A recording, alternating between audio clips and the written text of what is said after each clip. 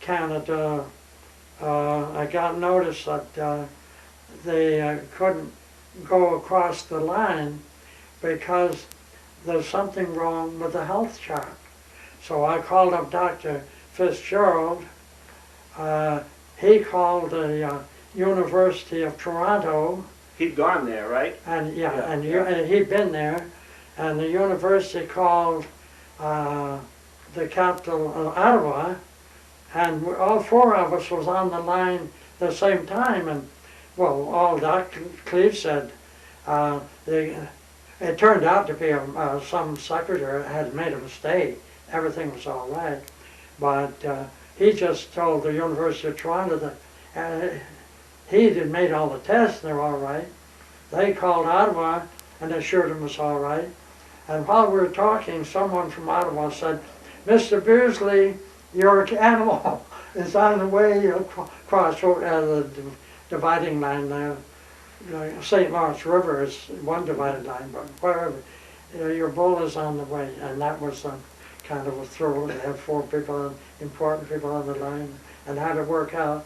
But I tell you, the old saying is, "This isn't what you know, it's who you know." This is interesting. This wasn't political, you know. This was just down to earth, good.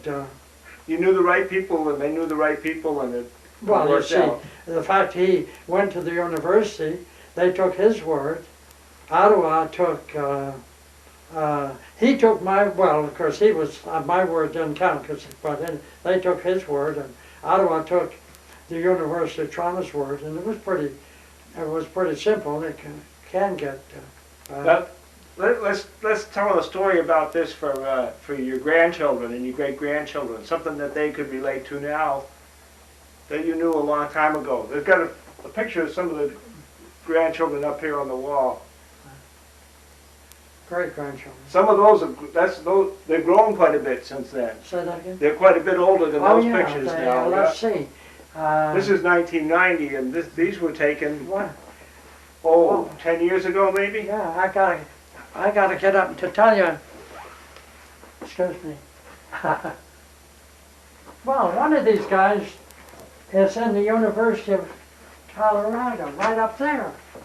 That's Corey. And he's now in the University of Colorado. And well, I got talking about them and never stop. Well, let's get to something that they could relate to, something they know about that you knew the beginnings of, and that's to do with the Friendly Farm. Yeah. Huh? And if we go back to Mr. Don Candy, you did some, was it some trading of animals with him? Well, see, I went there and bought the foundation stock from Flintstone Farm, owned by the Cranes, that he managed. Mm-hmm. And later on, the Cranes, he bought the business, the farm, or rented it, but he was on his own.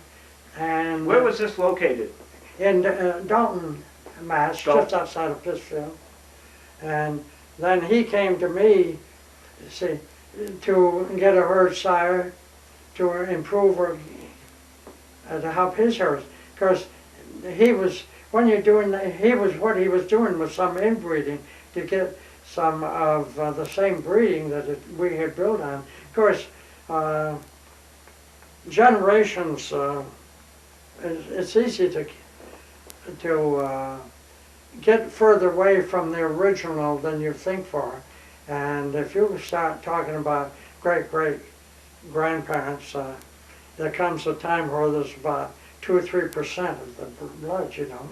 50%, 75, 80, 75, gets up in the 90s, you know. But that's sometimes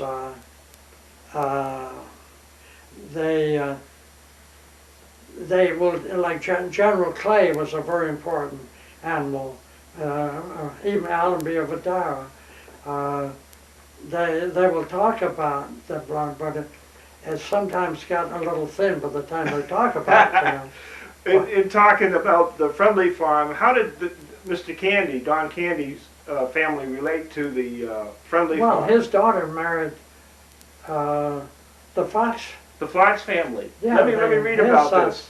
Fox, I think, was he was a nephew, the man that I did business with, Everett Fox, and Rosemary Candy was Don Candy's daughter. Now the children that run it are granddaughters, and I have a Nelson Candy comes and Don's son comes and visits me once in a while, and. Now, I was going to read this to you. Since the founding in 1965, the Friendly Farm has been operated by Alan and Bruce Fox. They, along with the third generation of Fox family, will be on hand to greet you and help you assure you a memorable and enjoyable visit. Now, this is over in Dublin, New Hampshire, and this is the Friendly Farm. Yeah, I forgot to. Didn't think to tell you, they had little bitty donkeys that they had a name for them, I forget. And we had the mail at Hampshire Country School, and I furnished the mail for them for 2 or 3 years there, so I was a little more involved than just. Well, Mr. Patey at the Hampshire School, Country School, asked you how long you'd known Rosemary. Yeah, that was the time in 1924 that I went out to buy those cattle. From Don Candy, right? Don Candy. Yeah. He had 2 or 3 boys, and she and Rosemary hadn't been born at that time, so he said, well, you can't know her much longer than that. Maybe she was pregnant with her mother was pregnant with her. Yeah, that's so right. you'd known her from before she was born. Yeah. And that was a long association. And so when we go to the Friendly Farm, we can know that's how it ties back into to the history. Okay. All the time that this was going on, you had your own private life too, and you were growing a family. Yeah. And your wife Teresa you met her in Princeton, Mass. That's right. When you just a year or so after you started Wachusett Meadow Farm. Well, I'm 26, 2 or 3 years. And well, she moved there because she was pretty much an orphan. Her mother died before she was 2 years old, and her father died before she was 10 years old. And she was kind of kicked around on the state for a while. And she was at a hospital, and the nurse said, gee, we had a guy here by the name Jack Layton. And she says, that's my brother. And she was pretty young, you know, and she hadn't had the advantage of a home. And this nurse said, well, he's in Rhode Island. I guess maybe it's in Providence somewhere. And she wrote Jack Layton, Providence, Rhode Island, and got a letter back. That's great. And he came back, and he didn't know where she was, and through that letter, they got in touch. And actually, his problem, he had come down with TB, and she had too.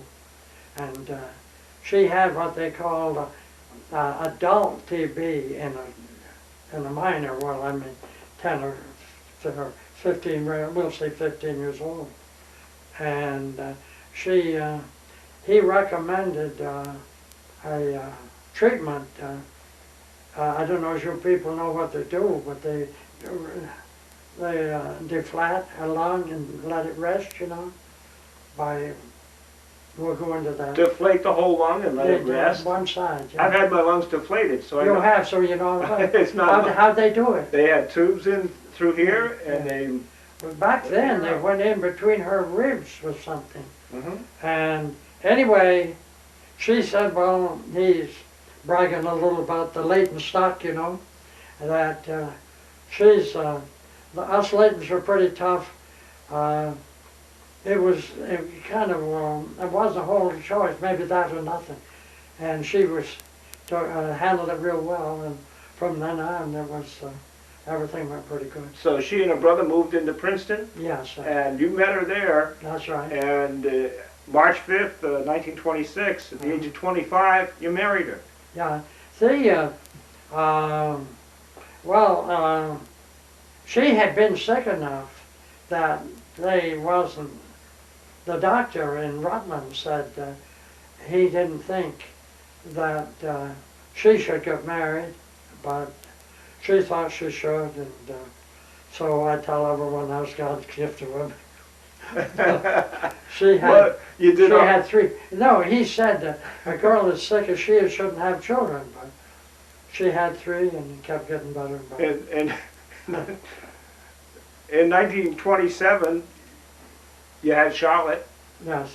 And in 28, Nate. Right. And 29, Marjorie. Right. They weren't quite that close as it seems, but it was. It seemed closer. Yeah, I think that. Okay, we've got some interesting stories to tell on Charlotte, and Nate, and Marjorie. Charlotte was about 18 years old, and I understand you went to a New Year's Eve party. Yeah, this is kind of interesting. Jimmy Brown was the minister in the Congregational Church. Even though I didn't go a whole lot, he said I was the best friend he had, which made me proud. I heard through my children that were about junior high school age at that time, that, and their friends were, one of their friends was about the same, but she had brothers and sisters 2 or 3 or 4 years older, and they said, well, I'm going out on a New Year's party with my older brother and sister. And I knew that Jimmy Brown was going to have some kind of a religious party, Christian endeavor or whatever, down at in East Princeton at a school. And the thing that bothered me was that this girl, 12 or 13 years old, would come to his party, and then her brother and sister would come and pick her up, and then if they got into a real bad situation, such as somebody getting drunk and having an accident and whatever, there's no limit. They had some plans for some parties afterwards, wasn't it? What's that? They had a plan, there was a planned party afterwards. Well, they didn't have it planned, but see, yeah, she was going.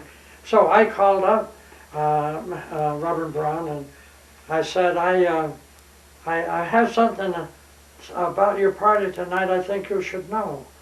And he didn't show much interest. And his wife was a minister too, and marvelous lady.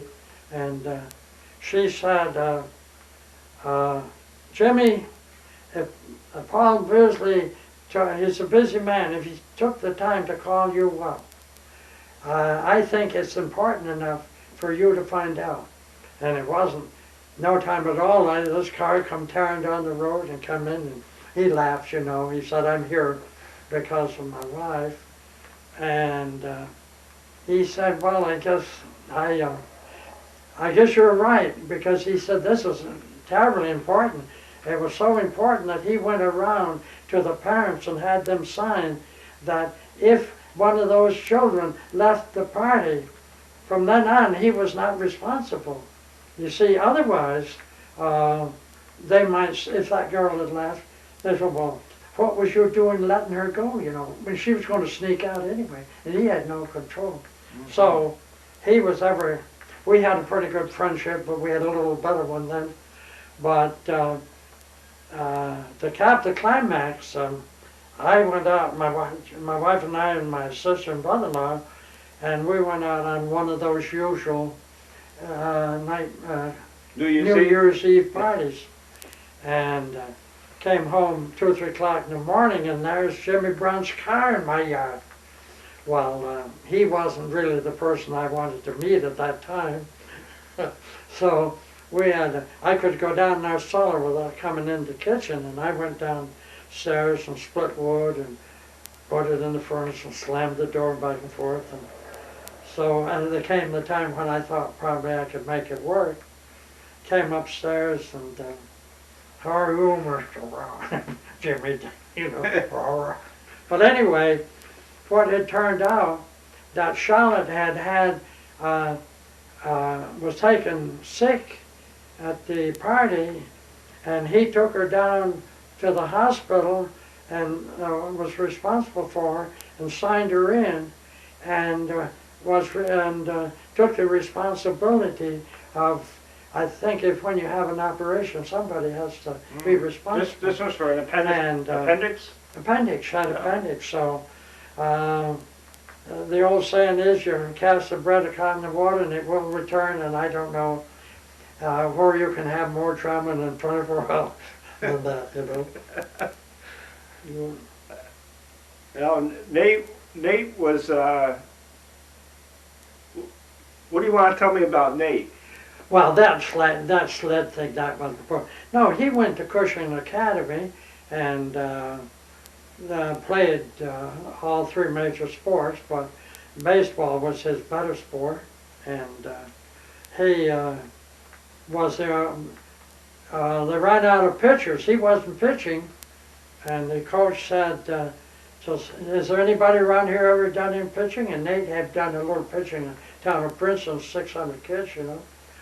And he went in there and finished, and he pitched 4 games and never lost a game. And that was sort of sensational, you know, at the time. He when he was a real young fella, a little younger, he went on a bobsled. Now, I can remember stories about my grandfather having a bobsled, and they were a very heavy sled and dangerous. Yeah, people would break arms and legs and so forth. See, you could, well, I don't know where it came from. We had one home that held 6 people, and you get on a big steep hill with 6 people on, and they stood there, you stood it with ropes, and you had a place to put your feet. But we'd go away 2.5 miles from where I live into town to go to a sliding down party, and then come home, you know. And it was kind of a long day too, you know. 1 or 2 o'clock in the morning, I've been sliding all night, probably moonlight night, or had to be moonlight night, you know. But Nate went one time, and he, what was it, Marjorie and his girlfriend jumped? Well, he was on a flexible flyer. Do they call him that? Oh yeah, flexible flyer, regular sled with metal runners. It wasn't unusual to have 2 deep, you know.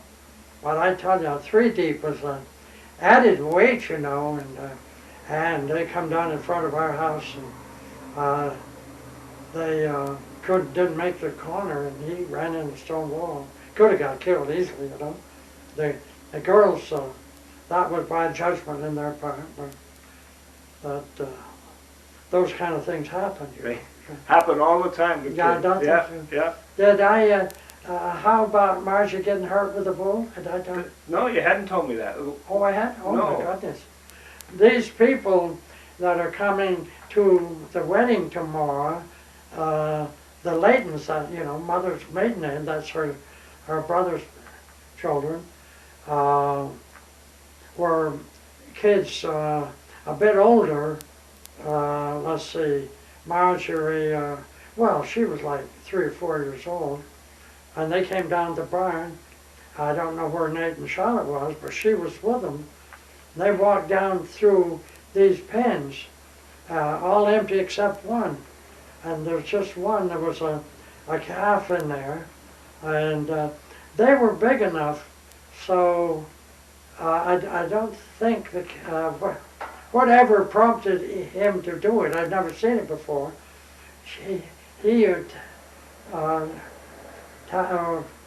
took after Marsh, knocked her down on the floor. Could have killed her, but I don't know whether they came back or whether I was there or something. But anyway, I called her up and I took her down and had an x-rayed and so forth, and she survived it all right. And I think that the funny part of the whole thing was, after 3 or 4 hours of what happened and being in the hospital, they opened up her hand and she had a compact, and she'd held that hand tight, that compact in that hand the whole time, which was a little unusual in itself, you know. We'd like to go back to just some excerpts from things that happened. Yeah, that was my dad with Captain Jack Bull. That was, he had Okay. a Hereford. We'll come to that at the end, okay? Excuse. And so while you're raising a family, and you're building this stock up for Mr. Crocker, you all had some extra activities too. I understand when you graduated from school and went to Princeton, you joined, was it the Masonic? Yeah, that was quite a year. I graduated from school, I joined the Masonic Lodge and got a job, all within 2 or 3 months of each other. You had some other public service activities that you did too. You were on the electric Board, yeah. electric board? I don't remember. I was president of the New England Milk and Shorthorn Association, and then I automatically was a delegate to Chicago at the annual meeting. That kind of worked out automatically. And well, at that time, during the Second World War, they had a lot of agricultural committees to do with the war, you know, and the president he'd started a whole new program, you know. One was, which I enjoyed, was there is a feeling that we do too much plowing in this country, you know. The Dust Bowl way up. That was pretty important, and there was a time they thought that some of the best lands of the West just go to blow. It was if you go back far enough, it was very important. So President Roosevelt had quite an agricultural situation there. One of the, I forget his name, he was vice president later on, but they ran a program to put land out of cultivation back into grass, and I had done that ahead of him 2 or 3 years, and That was something they got paid. Farmers got paid for doing that. Not that Mr. Crocker needed that, but we would have accepted it, you know. When we went down in the spring to visit the Wachusett Meadow Farm, that was a really enjoyable trip, and I remember the Hawkins that we stopped to visit. You were also on the school board. Yes. And you were, as a member of the school board, you helped to... No, Fred came there one day with a linen suit on and all dressed up. I was down the barn working. This was on a Sunday, and he said, I want to have you meet my wife, and she was in with maybe her father, mother, somebody there, and she was sitting in the back seat, and I said, you know, there's 2 important ladies in a small town, and that's the minister's wife and the principal's wife. And he said, Marion, get out of this car so this man can look you over, you know, dramatized a little. And it ended up they're the best of friends, and their daughter, Donna, and I probably, she's the best friend I have in the world. And it's so good that when we went to her wedding, she came down to meet Teresa and I before we got up to meet her, and that's a nice association. But yeah, you was there, weren't you? You was at the Hawkins. I met at their house. They were so warm and open. I guess you realized we were pretty good friends. Yeah. They're nice people. They live just a few houses up from Wachusett Meadow Farm. Yeah, well, they lived in the house that we lived in for a while. Mm-hmm. They, well, they just rented the house, and then we had 200-300 acres of blueberries, and we had to police it because bus loads of people would come up out of Worcester. Bus load after bus load, and some of those people didn't get along up there.